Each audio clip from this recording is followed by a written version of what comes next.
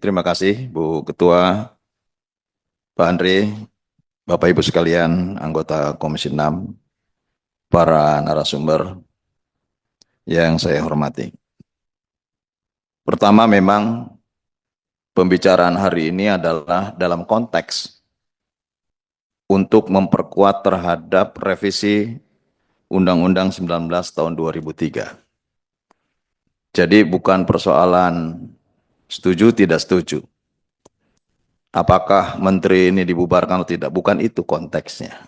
Konteksnya adalah bagaimana memperkuat terhadap konsepsi yang sedang dibangun, gitu. Bagaimana mengisi ruang-ruang yang tentu kita harapkan ke depan BUMN akan menjadi penyumbang kekuatan fiskal bagi negara, lebih produktif dan kompetitif. Ini yang dimaksud dalam revisi ini. Oleh karenanya menurut saya lebih baik bagaimana kita membangun konsepsi dalam revisi ini memperkuat sisi-sisi itu. Kita tahu bahwa pasal 33 ayat 2 misalkan sudah mengamanatkan Undang-Undang Dasar 1945, cabang-cabang produksi yang penting bagi negara dan menguasai hajat hidup orang banyak dikuasai oleh negara. Dikuasai oleh negara oleh siapa? Ya BUMN lah perwujudannya. Kemudian apa yang dikuasai? Bumi dan air dan kekayaan alam yang terkandung di dalamnya dikuasai oleh negara dan dipergunakan sebesar-besarnya untuk kemakmuran rakyat. Dua pasal ini sesungguhnya yang diamanatkan oleh konstitusi untuk dijalankan melalui BUMN. Nah, oleh karena itu konteks sekali lagi bahwa merevisi ini adalah untuk bisa BUMN lebih baik lagi ke depan, lebih maju, dan saya setuju idealnya bahwa BUMN justru menjadi pencipta. Sebuah BUMN mampu menciptakan peluang-peluang bagi swasta. BUMN bukan menjadi pesaing semakin turun ke bawah dan semakin mematikan swasta misalkan. Tetapi justru idealnya BUMN mampu menciptakan peluang pekerjaan terhadap private sector yang ini juga harus tumbuh bersama-sama, gitu. Karena bagaimanapun kita tidak bisa meninggalkan BUMN karena kita bisa masuk dalam sebuah perekonomian yang lebih neolib mungkin, persaingan yang lebih sempurna. Tetapi ya betul, kalau terlalu kita BUMN minded juga melepaskan terhadap peluang-peluang private sector, ini juga akan terjumus kepada sistem sosialis. Saya kira ini yang harus diseimbangkan betul. Sehingga idealnya seperti apa? Inilah yang sedang kita cari di dalam konsepsi revisi undang-undang ini. Nah, berbicara persoalan ke depan tentu juga harus membaca ke belakang. Saya selalu mengatakan bahwa apa yang sesungguhnya harus kita lakukan jika kita melihat kondisi BUMN-BUMN saat ini. Kami tahu betul 3 tahun yang lalu mulai menyusun undang-undang ini, kita belanja masalah dulu, Pak Toto ya, dengan Pak Toto. Kita belanja masalah dulu. Masalahnya apa? Pertama, banyak sekali BUMN yang produktivitasnya rendah. Kita membangun hulu, tetapi tidak ada hilirnya. Membangun hilir, tidak ada hulunya. Kita membangun industri farmasi, tetapi bahan bakunya kita 85% masih impor. Ya megap-megap, karena kita tidak punya bahan baku untuk menciptakan formula-formula baru di dalam membangun industri farmasi. Gitu. Nah, kita juga meningkatkan hulu, hilirnya tidak ada. Sehingga tidak memiliki nilai tambah atas sumber daya yang kita ciptakan. Sawit misalkan. Kita lebih senang untuk mengekspor. Dulu ore semua diekspor, ore nikel, ore boksit semua diekspor. Sekarang tentu pemerintah memulai dengan hilirisasi juga harus diperkuat pada mata rantai selanjutnya. Oleh karena itu, menurut saya peran BUMN ini sangat besar untuk menciptakan peluang pekerjaan, menciptakan mata rantai terhadap tumbuh dan berkembangnya sektor swasta. Oleh karena itu, apa yang harus kita lakukan? Tata kelola menurut saya. Ini penting tata kelola ini karena kalau melihat BUMN rasanya banyak sekali kasus-kasus yang ini menyebabkan BUMN sulit berkembang. Fraud terjadi. Bahkan kami dulu mengidentifikasi bahwa terjadinya masalah-masalah BUMN itu dimulai masalahnya timbul dari anak-anak perusahaan. Kenapa kemudian kami memunculkan keinginan ke depan bahwa Undang-Undang BUMN juga mengikatkan sistem pengawasan DPR dan mengikatkan anak perusahaan sebagai bagian tidak terpisahkan dari BUMN, antara lain adalah untuk bisa kita memprotek terhadap anak-anak perusahaan sebagai bagian money making untuk kepentingan-kepentingan tertentu. Mungkin Pak Toto bisa lihat bagaimana kasus misalkan Waskita Beton, Precast. Itu kan di anak perusahaan. Bagaimana kasus-kasus yang terjadi di Telkom saat ini. Itu kan di anak perusahaan. Jarang sekali kasus yang terjadi di holding. Kenapa? Karena anak perusahaan dianggap tidak mengikat sebagai BUMN sehingga melepaskan dari sistem pengawasan dari berbagai sistem pengawasan yang berlaku. Apalagi dari DPR. Nah, oleh karena itu ini yang dibangun di dalam revisi undang-undang ini. Termasuk bagaimana menerapkan bisnis judgment rule yang menurut saya ini menyetarakan antara pengelolaan private sector dengan BUMN. Jangan sampai kalau untung direksi yang menikmati seluruhnya, kalau rugi bodo amat kadang pergi tanpa pamit gitu. Betul ya Pak Toto ya? Nah, ini saya harus kritis ya terkait dengan persoalan ini. Dan bahkan bisa jadi BUMN-BUMN yang rugi pun mereka melakukan make up. Make up itu apa? Dandanin gitu loh. Seolah-olah untung. Merekayasa keuangan untuk bisa mendapatkan keuntungan yang padahal sesungguhnya dalam situasi rugi. Hutang tinggi pun nggak masalah gitu. Nah, sehingga inilah yang kemudian juga dipikirkan oleh kami semua di Komisi 6 ini, bagaimana rasa tanggung jawab pelaksana BUMN ini betul-betul melekat. Apakah responsibility-nya, apakah accountability-nya, dan tentu pada akhirnya BUMN harus dikelola secara akuntabel dan transparan.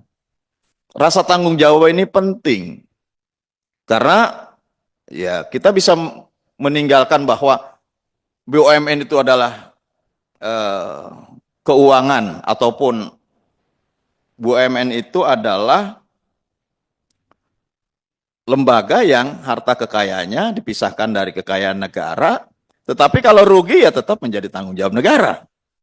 Nah, ini juga menurut saya ya harus ada penguatan. Apa yang harus dilakukan? Nah, oleh karena itu, dengan revisi undang-undang ini mudah-mudahan ada solusi yang lebih tepat untuk bisa mengatur bagaimana tanggung jawab, responsibility, accountability, dan authority dari seorang pengelola BUMN. Saya juga menyoroti terkait dengan hubungan holding, subholding, dan cucu-cucu perusahaan. Saya kira memang ke depan dengan undang-undang ini kan hubungan sindikasi, vertikal, holding, subholding, dan mungkin di bawahnya ada joint venture, ada joint operation, itu banyak sekali. Ini yang bisa menurut saya dikonsolidasikan lebih transparan, lebih efektif, dan tentu pada akhirnya bisa mengakumulasi dividen. Karena bagaimanapun ya negara bisa mengambil beberapa keuntungan dari eksistensi dari keberadaan BUMN ini. Bisa dari pajak, bisa dari pendapatan non pajak, dan bisa juga dari dividen. Ini yang harus diatur. Kemudian saya juga menyoroti pengawasan, sistem pengawasan, Pak. Loh, kalau kemudian satuan pengawas internalnya dari perusahaan, dari BUMN tersebut, kemudian meng-hire auditor juga dari BUMN tersebut. Lantas hasilnya bagaimana? Apakah objektif atau tidak? Menurut saya belum tentu. Gitu. Dan tidak semua BUMN bisa diaudit secara detail oleh Badan Pemeriksa Keuangan. Mungkin uji petik gitu ya. Nah, oleh karenanya menurut saya sistem pengawasan ini penting. Seperti apa sebetulnya pola pengawasan? Hari ini memanggil Prof. Didik Jerahbini, Pak Toto, Bu Yuli, ya saya kira bagaimana sistem pengawasan yang lebih baik ke depan agar betul-betul cerita buruk masa lalu tidak terjadi di masa yang akan datang. Kita bisa mencegah lebih dini terhadap perilaku-perilaku buruk para pengelola BUMN. Ini yang penting. Nah, kalau kemudian bahwa dalam konteks undang-undang ini dibentuk Badan Pengelola Investasi dan Antara yang tugasnya adalah investasi dan dan holding operasional, holding investasi dan holding operasional, bagaimana hubungannya dengan Kementerian BUMN gitu. Karena Kementerian BUMN masih diberikan peran dengan 1% saham Dwi Warna. Nah, kalau hubungan ini menjadikan jauh lebih baik ke depan BUMN, terus pola hubungannya seperti apa yang harus dibangun gitu. Karena kan menghadirkan para narasumber yang jago-jago ini kan sebetulnya untuk memberikan penguatan dan masukan terhadap keresahan-keresahan kami gitu. Ini rata-rata lama-lama di sini. Para anggota lama-lama yang ada di sini. Jadi tahu persis perjalanannya, tetapi kita juga tidak ingin kemudian menyalahkan sepihak. Justru kita mencarikan solusi dengan revisi undang-undang ini. Nah, oleh karena itu kehadiran Danantara yang nanti kapasitasnya di bawah dan bertanggung jawab langsung kepada Presiden, terus hubungannya bagaimana dengan Kementerian BUMN yang juga bertanggung jawab langsung kepada Presiden gitu. Karena apa? Ini ada dua, sebetulnya objeknya sama, adalah BUMN. Gitu. Cartridge-nya menjadi dua, operasional dan investasi. Tetapi di atasnya ada dua pembina. Kemana ini? Kalau tadi yang digambarkan oleh Pak Toto bahwa kalau rujukannya ke Hasanah, ke Temasek, itu jelas bahwa policy maker-nya ada di Kementerian BUMN, operasionalnya sebagai super holding ada di Temasek atau Hasanah. Tapi kan ini sama-sama gitu. Dua posisinya sama, sejajar, setara gitu. Nah, bagaimana mengharmonisasi, Pak? Kita jangan nggak usah ini, tidak begitu. Tapi bagaimana mengharmonisasi antara dua kelembagaan yang dibentuk ini? Kita harus menghormati dan menghargai keinginan Presiden menurut saya. Karena bagaimanapun ini pemegang kebijakan tertinggi, tetap ini harus ada, lembaga ini harus ada, namun bagaimana harmonisasinya? Ini yang menurut saya mohon nanti pencerahan. Kemudian terkait dengan tata kelola aset, Pak. Kan selama ini sangat erat hubungannya dengan Kementerian Keuangan. Kita akan mengatur dengan revisi Undang-Undang 19 tahun 2003 ini agar tentu dua badan yang dibentuk ini lebih independen.